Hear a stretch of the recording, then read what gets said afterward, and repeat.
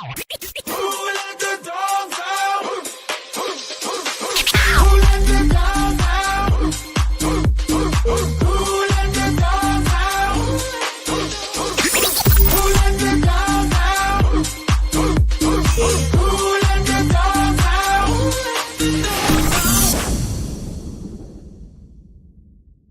Hey everyone, it's Pup Twigs here, Orlando, Florida, and got another episode of Unleashed. Joining me all the way from Portland, Oregon is Pup Bjorn. How are you? Hello, hi, I'm doing great. Awesome. Glad you were able to join us. Thanks. Good to be here. So I always like to find out just a little bit of background behind a pup's name they chose and also about the hood. So first thing, let's talk about where did Pup Bjorn come from? Pup Bjorn came from a variety of things. One of them is the name. I have always found a kinship with bears, and in my spiritual practice, I work with a bear spirit. And a friend of mine was helping me kind of go through different things, and one of the names he popped up with was Bjarki or Bjorn, which are both Nordic words for bear. So I went ahead and chose that. Um, and after a while, it just kind of, I was like, I might as well go ahead and make that my puppy name. It just kind of works. I thought, maybe later on I could change it, and then it just kind of stuck. And now it's my media presence. It's who I am. Anyone says Puppy Bjorn in the Pacific Northwest, they know it's me. So, They know who it is. yep. Well, give me a little bit of history behind your pup hood and the colors that you chose. I chose camouflage because Uh, I'm very much about transformation Mhm. and becoming the thing that you want to be. And camo is also a color of it just makes me think of the earth a lot. It makes me think of like plants and leaves and the soil, and I just also love the combination of black and camo. My other colors are black, green, and gold. Okay. Um, and so my hood that is often pictured in my um, profiles is actually a green, yellow, and uh, black with a camo muzzle. And I think that I chose these colors because I really like the idea of uh, being able to incorporate both my personal aspects of beauty as I like the idea of just kind of becoming the thing that I want uh to portray or be, or it's my presence. Okay. And then hey, I love the stories that pups have behind number one, their name, and also behind the reason that their colors were chosen. There's some really amazing stories behind those. Mhm. So, how long have you been a pup now in the community? Actually, not that long. November last year, was when I started. I had an interest in being a pup, for almost a year before that, but was always, I didn't want to come out of the closet about it. I was, considering it for quite a while. Then one day I just decided, to hell with it. And originally it came to me because I was walking around one of our nude beaches, and there was a pup there. Um, and he was waiting patiently, and I wasn't really paying attention to what was going on. And there were some people in the water, and they whistled at him, and he comes running just like right across my path, and gets in the water, and he's hopping up and down and is really, happy puppy mode. And I was kind of like, that's kind of something that I identify with. I've never seen somebody actually just act it out and express it, though.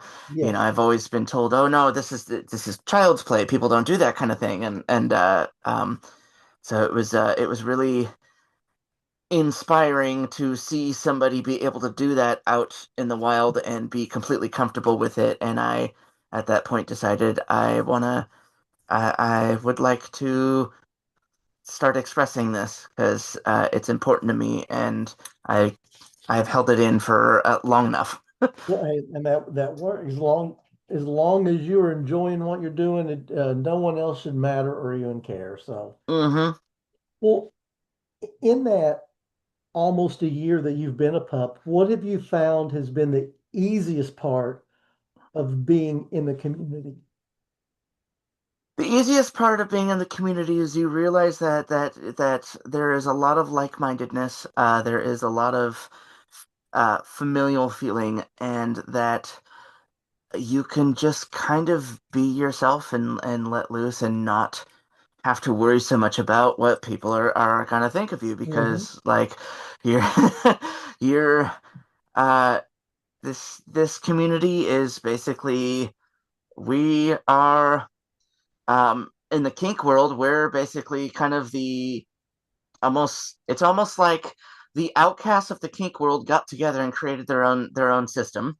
And then the on the social level, there's a part of being a pup that it's just it's very hard for people who are not a part of it to really understand or experience unless they are to become one themselves, and that's um, some of us. Um, it's not just a kink or a fetish. It's a lifestyle. It's actually a part of who we are. It's an Yes, identity.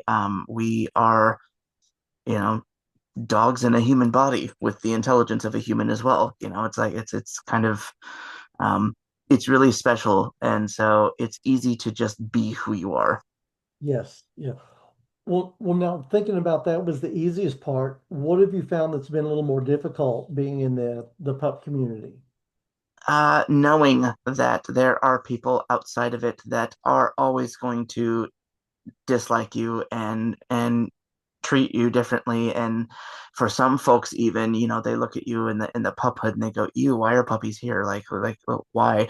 Some people will literally equate the idea that we are somehow acting out bestiality, and it's like, what, are you kidding me? No. Yeah, I know. And so I think that uh the most difficult part is regardless of what kind of community you're in and where you are, there will always be haters, there will always be stuff like that. And I'm not gonna lie, there in every community of every kind, there's always going to be the drama queens. Oh, So oh yes. Oh yes. but ultimately, oh, and the cost, sometimes it can be very costly. Yeah. But in every pup community, there's always going to be somebody who knows how to repair a hood. There's always going to be somebody with some kind of connection into Yeah. leather, or there's always going to be someone who knows a safe space where you can go to. There will always be safe people to go to.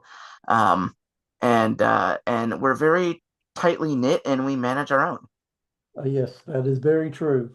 Well, what kind of advice would you give somebody that's brand new wanting to get into the pup community?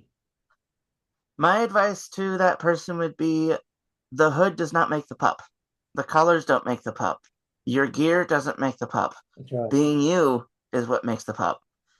Being able to express your identity for who you are and being able to understand that your role and your appearance are much less important than the genuity and what it is that you want to become, and your journey is going to say way more about you than anything you could ever put on your face. Yes, yes. Well, this question I threw in for season three because I just think it's a really cool question to ask somebody, but really nothing to do with the pup community. But if money were no object for you and you could travel anywhere in the world, what is going to be on the top of your bucket list? I would love to go and see the Faroe Islands in Norway. Oh, that usually it's always Germany going over to Folsom or something like that. But I can go with you on that one. I want to go to Australia. Nice, nice. Uh, I've heard from a few Australian pups that it's not as scary and dangerous as you think unless you're going out to like just the pure wilderness. Yeah, yeah. So, Well, what does the community look like there in Portland, the pup community? we are there are lots of events.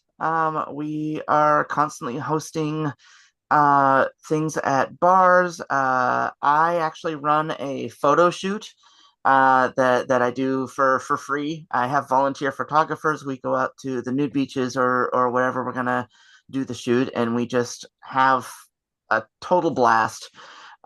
There are little hangouts and movie nights and a ton of chances for people to get social, both big events and little events. And Our community out here is we are very, very, very inclusive. Everything that we're doing, we open to anybody who wants to learn to join, or who wants to broaden their horizons. Our biggest thing that I can say is that we work very, very hard at making sure that people understand that especially in our current political climate, like, you Yeah. know, things are hard and that they will always have community. We will always be here. And, you know, people can, people who don't understand that or are not willing to accept our existence can, go do something else uh, to say that very politely. Well, hey, that's um, yeah, I'm with you on that totally. and Our community is um, one of uh, three larger communities that are kind of in a row. We have Seattle, Washington. We have ours in Portland, Oregon, and then there's one in San Francisco. And pups are constantly moving between the three of those and coming to visit. And so it's real fun. I feel like Portland is kind of like a center hub for the western coast for people to do things. So we're constantly running around and doing lots and lots of things. I'm actually part of the events committee for Portland Pets and Handlers. Oh, So wow. I'm one of those people that's helping plan and maintain those events. Well, very cool. Well, if I ever make it out to Portland, I'm going to take you up on that photo shoot at the nude beach. Nice, yeah. We host them quarterly. Awesome, awesome. Well, I also, before we get to the last two questions, I know you and I had talked online a little bit, and I was very intrigued that you had messaged me talking about that you also do porn. And Mhm. do you want to talk Um, about that a little bit? I mean, we can't talk in depth with it, but a little yeah, bit of overview of what you do. sure. I do. It's right now it's still pretty amateur, but I have been slowly gaining um the attention of people who have been doing it a little longer. It's a very difficult and slow process, Yeah. and it's what people see on the screen is the aftermath of hours and hours of of shooting and trying to get things right and whatnot. It's basically spliced together from a lot of work, and it can be kind of taxing on your body. I But it bet. can be fun. I mean, sex is fun. Oh, yeah. Um, Yeah. and so it is. I'm still trying to get attention of bigger name studios. I'm not the most conventional and whatnot, but I have a lot of fun with it. I do have a smaller studio that I work with down here. He was The owner of it was very gracious enough to let me use his studio, and the thing we have worked out is he gets equal rights to the footage, and I could use the studio, so I bring in pups to play with on film.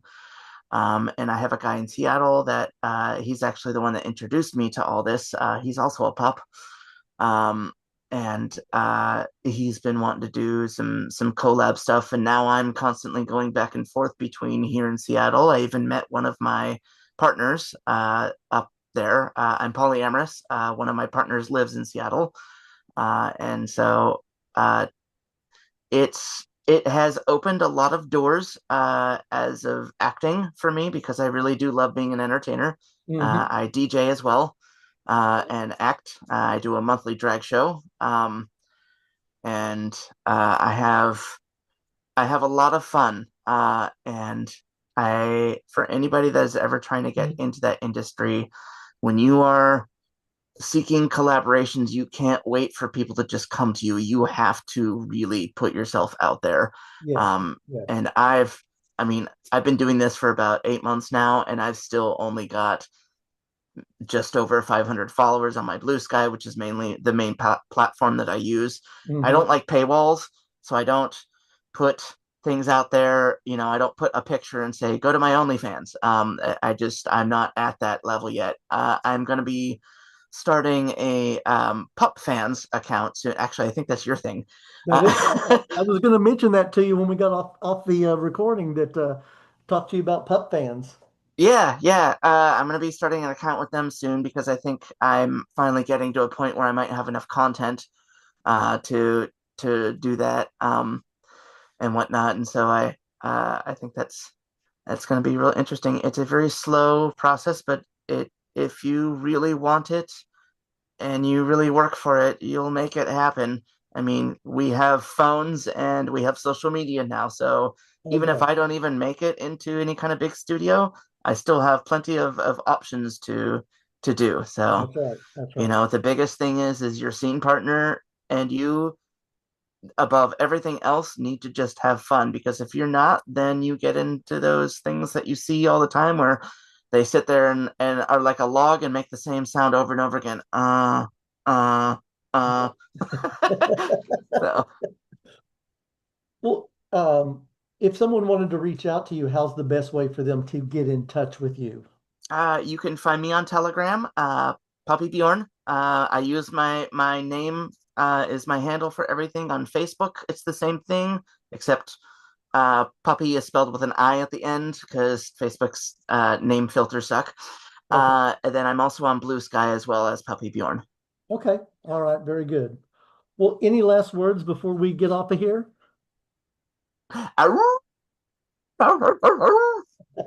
Awesome.